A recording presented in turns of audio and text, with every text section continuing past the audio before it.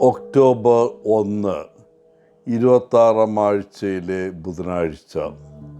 ലൂക്ക 9:57 മുതൽ 62 വരെ വാക്യങ്ങൾ. കുറച്ചു വർഷങ്ങൾക്ക് മുമ്പ് 2 റെഡംപ്റ്ററിസ്റ്റ് വൈദികരോടൊപ്പം ഞാൻ ഫ്രാൻസിലെ ലിസിയക്സിലുള്ള Saint Teresa's of the Child Jesus basilica സന്ദർശിക്കുകയുണ്ടായി.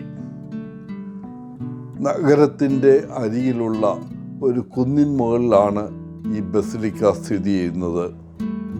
വ്യത്യസ്ത രാജ്യങ്ങൾ സംഭാവന ചെയ്ത 18 ചെറിയ അൾത്താരകൾ ആ ബസിലിക്കയിലുണ്ട്.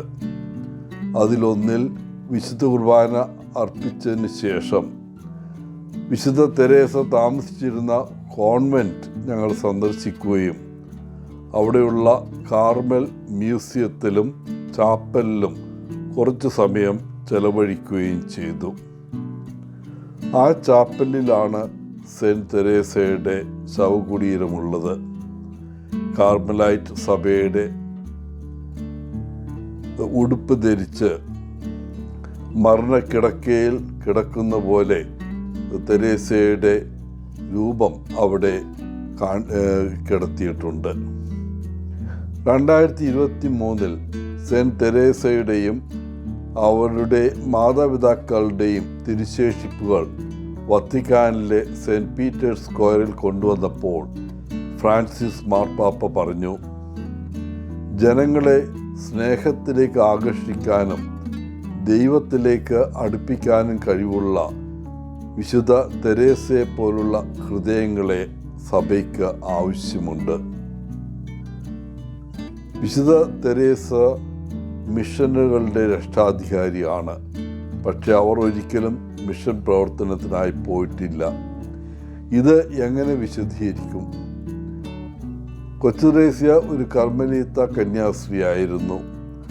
അവൾ തൻ്റെ ജീവിതം നിസ്സാരതയുടെയും ബലഹീനതയുടെയും വഴിയിലൂടെ നയിച്ചു. അവൾ സ്വയം ഒരു ചെറിയ മണൽത്തരി എന്ന് വിശേഷിപ്പിച്ചു. ആരോഗ്യമോശമായിരുന്ന തെരേസ 24 വയസ്സുള്ളപ്പോൾ മരിച്ചു. അവളുടെ ശരീരം രോഗാതുരമായിരുന്നെങ്കിലും അവളുടെ ഹൃദയം ഊർജ്ജസ്വലമായിരുന്നു. മാർപ്പാപ്പ പറഞ്ഞു, അത് മിഷണറി ആയിരുന്നു. അവൾ തൻ്റെ മഠത്തിൽ നിന്ന് മിഷണറിമാർക്ക് കത്തുകൾ അയച്ചും പ്രാർത്ഥനയും അവർക്ക് വേണ്ടിയുള്ള തുടർച്ചയായ ത്യാഗങ്ങൾ അർപ്പിച്ചും അവരെ അനുഗമിച്ചു. ഇന്നത്തെ സുവിശേഷത്തിൽ ഒരാൾ യേശുവിനോട്, നീ പോകുന്നിടത്തെല്ലാം ഞാൻ നിന്നെ അനുഗമിക്കും എന്ന് പറഞ്ഞപ്പോൾ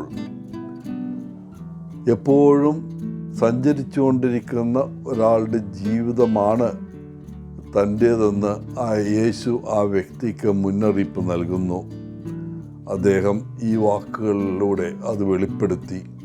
കുറുക്കന്മാർക്ക് മാളങ്ങളുണ്ട്, ആകാശത്തിലെ പക്ഷികൾക്ക് കൂടുകളുണ്ട്, എന്നാൽ മനുഷ്യപുത്രന് തലചായ്ക്കാൻ ഇടമില്ല. പിന്നീട് യേശു മറ്റൊരാളോട് പറഞ്ഞു, എന്നെ അനുഗമിക്കുക. അയാൾ പറഞ്ഞു, ഞാൻ പോയി ആദ്യം എൻ്റെ പിതാവിനെ അടക്കം ചെയ്യട്ടെ. അപ്പോൾ യേശു ആ വ്യക്തിയോട് പറഞ്ഞു, മരിച്ചവർ മരിച്ചവരെ അടക്കം ചെയ്യട്ടെ, നീ പോയി ദൈവരാജ്യം പ്രഖ്യാപിക്കുക. മൂന്നാമതൊരാൾ യേശുവിനോട് പറഞ്ഞു, ഞാൻ നിന്നെ അനുഗമിക്കാം, എന്നാൽ ആദ്യം ഞാൻ പോയി എൻ്റെ കുടുംബത്തോട് വിട പറയണം. യേശു ആ വ്യക്തിയെ നേരെ നോക്കി പറഞ്ഞു, കലപ്പയിൽ കൈവച്ച് തിരിഞ്ഞു നോക്കുന്ന ആരും ദൈവരാജ്യത്തിന് യോഗ്യനല്ല. വ്യക്തമായും തൻ്റെ ശിഷ്യന്മാർ തന്നോടും തൻ്റെ ദൗത്യത്തോടുമുള്ള സമർപ്പണത്തിൽ പൂർണ്ണ ഹൃദയത്തോടെ ആയിരിക്കണമെന്ന് യേശു ആഗ്രഹിക്കുന്നു. നമ്മുടെ ജീവിതത്തിൽ ഒന്നാമനാകാൻ യേശു ആഗ്രഹിക്കുന്നു. അതെ, നമുക്ക് കുടുംബം, കുട്ടികൾ, സുഹൃത്തുക്കൾ, പ്രതിബന്ധതകൾ എന്നിവ ഉണ്ടാകും.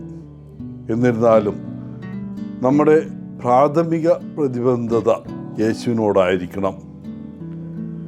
ഇത് മിക്കവാറും ഒരു വലിയ വെല്ലുവിളിയാണ്.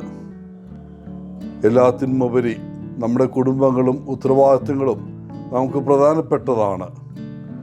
എന്നാൽ നമ്മുടെ പ്രാഥമിക പ്രതിബദ്ധത യേശുവിനോടൊപ്പമാണെങ്കിൽ നമ്മുടെ ജീവിതത്തിലെ മറ്റെല്ലാം ശരിയായ കാഴ്ചപ്പാടിലായിരിക്കുമെന്ന് അവിടത്തേക്കറിയാം. അപ്പോൾ നമ്മുടെ കുടുംബങ്ങളും ജോലികളും സാമ്പത്തികവും എല്ലാം ശരിയായി മുന്നോട്ട് പോകും. എല്ലാവർക്കും ഇന്നത്തെ തിരുനാളിൻ്റെ മംഗളങ്ങൾ ആശംസിച്ചുകൊണ്ട് ഒത്തിരി സ്നേഹത്തോടെ പോളച്ചൻ CSSR ഫ്രം കേരള.